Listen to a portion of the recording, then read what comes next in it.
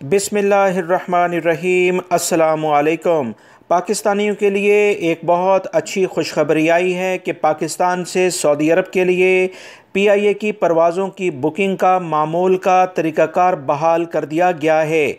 अब सऊदी अरब जाने वाले मुसाफिर ऑनलाइन ट्रैवल एजेंट्स या फिर PIA के दफातर में जाकर आसानी से बुकिंग करा सकते हैं।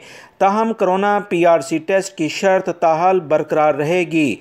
PIA के तर्जुमान के मुताबिक मामूल की परवाज़ों के साथ साथ सऊदी अरब के लिए जाने वाली खुसूसी परवाज़ों का शेड्यूल भी सिस्टम में शामिल कर दिया गया है। PIA की इस वक्त 23 मामूल की परवाज़ों के अलावा इस साल 88 खुसूसी परवाज़ें भी रवाना होंगी। ये परवाज़ें सऊदी अरब में मुसाफरों को लेकर आएंगी।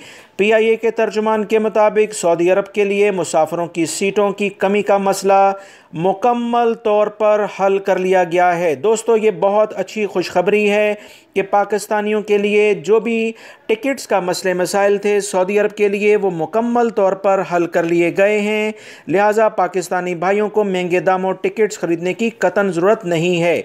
दूसरी जानिब ट्रैवल एजेंट्स का कहना है कि अकामा शराइत के बायस 30 सितंबर से पहले PIA ने टिकटों की बुकिंग का इख्तियार अपने पास रख लिया था।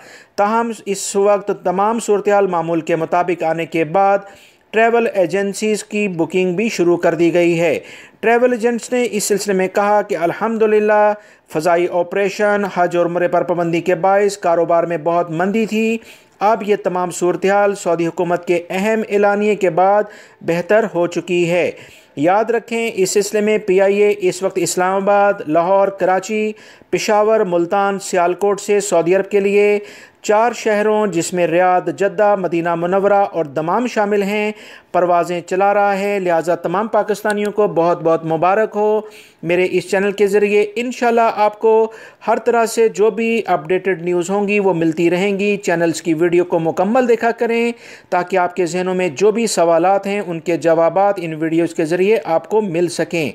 वीडियो लाइक करके शेयर आगे लाजमी कर दीजिएगा, आपकी बहुत मेहरबानी होगी। अस्सलामु अलैकुम।